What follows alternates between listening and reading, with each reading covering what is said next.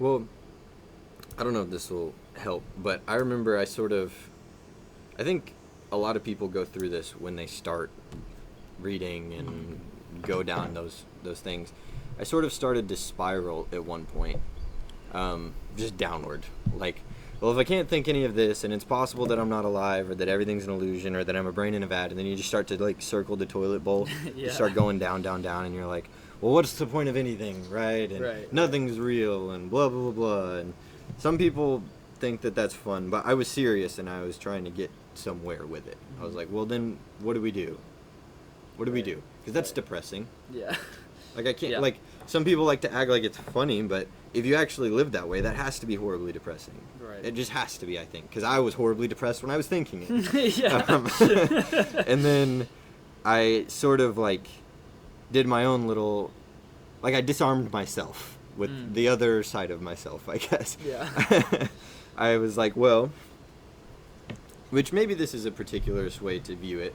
I don't know what it is, but I disarmed myself nonetheless, and I was like, okay, so maybe I'm a brain in a vat. Or maybe I'm the pair of eyes in the dark, in the void, right? Yeah. Maybe I am being deceived. Maybe my senses aren't quite the way they should be. Maybe there's not a mic in front of me. Maybe there's no books. Maybe I haven't read whatever. Well, what am I to do next? What's the next thing that I can do if it's not, unalive myself? Like, what's the next thing that I do if I'm going to keep doing things? And it was that I have to operate under the conditions that I am sensing things, right? Like, if I'm a brain in a vat, if I'm really a brain that's hooked up to wires and senses, and some scientist has got me in there, I have to aim upward still. I want to do the best things that I can. Maybe it's to understand more about the vat that I'm in. Maybe it's to understand more about the scientist if there's anything that I can. Maybe it's, at the very least, to keep waking up, to keep doing things, to keep working towards knowledge and the pursuit of truth endlessly, to try to understand more about what it would even mean to be a brain in a vat, to operate under the conditions that, like, even if I'm not really here perceiving this tree, that I'm going to do the best I can while I'm doing it. And I want to keep doing good things, even if there is some sort of illusion, right? Yeah.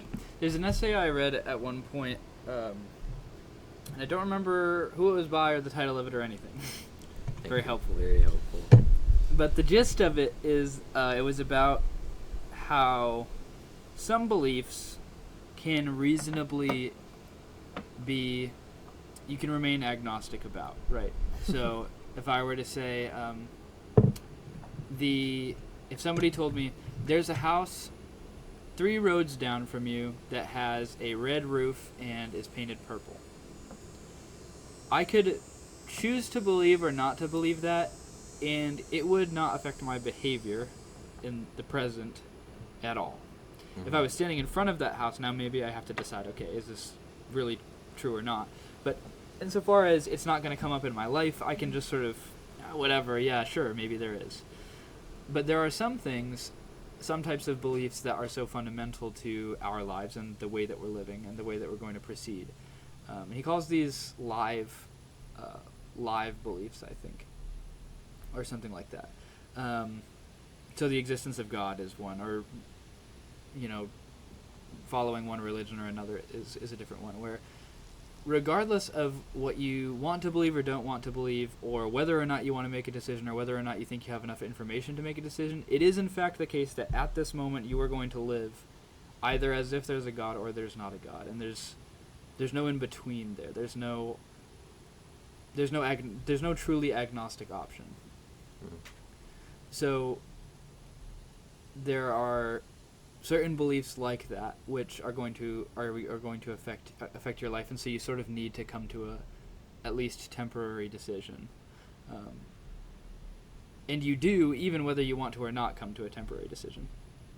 So I think skepticism, or like radical skepticism, in some ways like that, where you can doubt everything or say that you doubt everything, but at the end of the day, like you were saying, there's one way that you're going to live. And you're either going to decide that everything's meaningless and there's no point in doing anything and the whole experiment, or you're going to keep living, and if you decide to keep living, then you're going to have to start exploring some version of reality. Maybe you really focus on the brain in the vat idea because for whatever reason you think that's the most likely. Or maybe, probably better, you presume that the things that seem clearly true to you, at least that your senses are reliable or something like that, are true, and you kind of continue in that vein and see how far you get with that. And that's all that you can do. Like, what else are you gonna? What else? Yeah. There's no other options. Oh, man, you know that just made me think of. I don't know how relatable it is, but have you seen the Truman Show? Mm-hmm. Remember at the very, very Long end, time ago. he like sails to the edge of the dome, Mhm. the illusion, and there's these steps. So he walks up the steps, and there's a door, and he opens the door, and he's like halfway in it, and the creator of the illusion kind of like looks down at him, speaks to him, and he's like, what are you gonna do? Because he has, like what you're saying, these two options of like, well, he knows now that everything that he was doing, that was his life, was sort of a facade. It wasn't quite what he thought it was, but he could keep on doing it. He knows now that it was that way, but he could keep on doing it. He could just keep living in the town. He could just keep being a part of the show. He could, whatever. Or he can, take the step out into the real world and go on doing something else. Yeah. Or theoretically, you could just end the whole thing right He there. could. Yeah. And So, that's why they ask him, Three options. what are you going to do? Yeah. Yeah. Which is an interesting dilemma. Because it's the same dilemma that you're in if you're in the brain in the vat and you realize it. Yeah. Like, what do you do? Do you end it all? Do you try to figure out more about the nature of it all, or do you just try to do the best that you can in the reality? Because it's strange to say that it's an illusion, right? Yeah. Like, if you realize, okay, I'm a brain in a vat, I wasn't supposed to know that maybe, or whatever, but I am a brain in a vat. I'm perceiving things, and for some reason, I am the brain in the vat. Like, I'm allowed to keep on living. There's something about that I'm allowed to keep thinking and keep wandering and keep doing things. Do I choose to be like productive and aim high and at lofty things and try to do good? Like, what else would you would end it? Maybe. Yeah, maybe. Maybe some would. Like, I have to imagine if there's a row of brains in a vat, for whatever reason, I don't know, that if you let them all realize that, some of them would. Maybe it'd be more than they could handle, or maybe they'd decide they don't want to deal with it. They just end it all. So some of the brains would just shut down, right? Then you'd have some that maybe just, they hyperfixate on the brain in the vat thing, and they're like, I gotta figure this out. Maybe they do, maybe they don't. Then you have some who I just imagine would be like, okay, that's what it is, but all I have is what I'm perceiving. So that's how I'll continue to operate. Yeah. Like, it's the case that I'm allowed to choose if I want to go and interact with that tree that may or may not be there, but I will interact with it, and I will perceive that I'm interacting with it. Right. And so they just keep operating under those notions, which is kind of what you brought up. Yeah, it's kind of what you have to do, I guess, if that's your scenario. Although, it's also the case for us, right, that it seems probably much less likely that we're a brain in a vat than that our, rational and sensory faculties are more or less trustworthy. Although, in a certain sense, you might also say, if we're to get real meta about it, that you're a brain in the vat of your skull, right? Yeah. And that, well, this gets super metaphysical, but I just think it's interesting. And theological, in fact. Okay, let's say... I don't think we have anywhere else to go. Sure. Let's say that we believe there's a God, right? And that God is the creator of everything, but he's also infinite. And of course, nothing that he creates can be greater than him, because he only has so much material, so much divine, whatever he has. He only has the infinite amount that he has. There's nothing else that is there. Yeah. There's no limits to that. There's no, sense in which God could create something that's separate to and outside of himself, because he's all that exists at the bottom of it, right? You He's can't the first create cause. something else that's the most infinite. Right. Yes, that's true. There cannot be two infinities of infinity. It's just the one. Mm-hmm. And so if we're to believe that, then we have to believe to some extent that everything that we are and everything that we experience or see or think is sort of contained within that infinity somehow.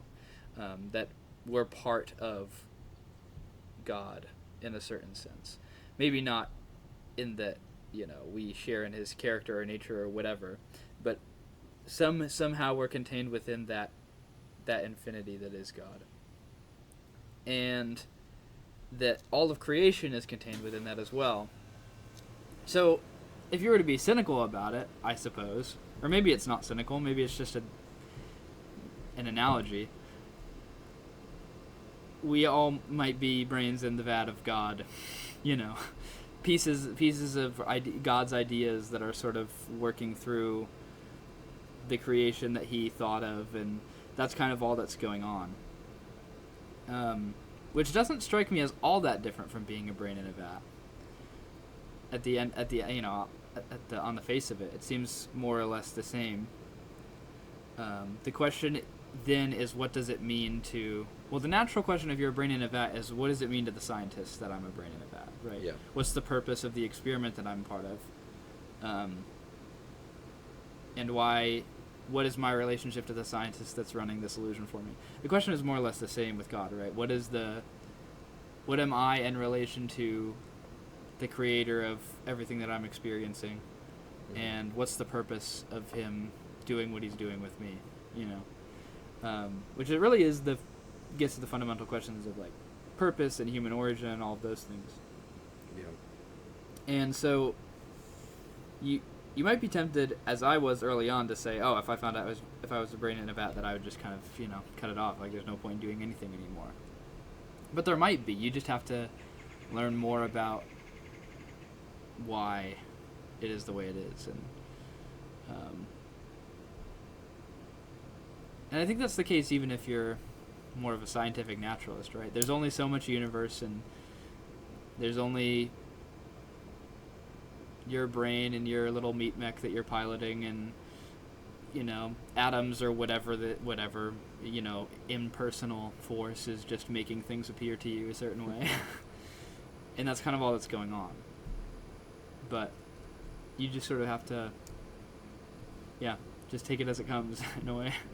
Like, that's the nature of things. Like you're saying, what do you do next? End the experiment, or try to figure out more about it at least, Yeah. I think so. Which, I think it's important that we started here, because a lot of philosophers do, mm-hmm. right? So that was one of the reasons we wanted to do this. But, like, a lot of philosophers get to that sort of point where they're like, well, these are the things that I think I know.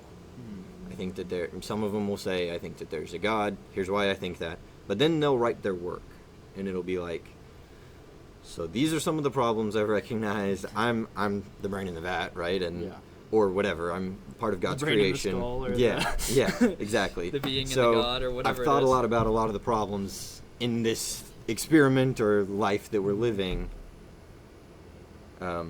Here's what I think, and that's how you have to read philosophers, as though they doubted a few things, they've thought a lot about some things, and they're trying to make the most sense of what they can that's in front of them. A lot of them are doing that. I've talked to some people who would call themselves philosophers, or would say that they've read all the great works. And then when I talked to them about it, I realized they didn't read them properly. And they'll be like, oh yeah, I hate this philosopher. He says you should do this, that, and the other thing. And then I sat and talked with the guy, and I was like, you understand that he's not saying you should live this way, or that you have to doubt every single thing. Like, if you're reading Descartes, and you're not a philosopher, you're not, like, you don't take to heart, like, oh, I guess I have to doubt everything. Right. You have to realize that, just like us, people started to have doubts throughout time. They started to wonder purpose, origin, things like that. And so then they get down to the bare bones. They always do. Every philosopher does. Whether they're writing a political work or, Yeah. religious work or whatever. They get down to what they think is the essential things. Like, okay, well, it's the case that there's no God. Or it's the case that there's a God and I'm part of his creation. Or some sort of whatever, destiny, causal chain, whatever. Or some idiots would say I'm the only thing. Whoever they are.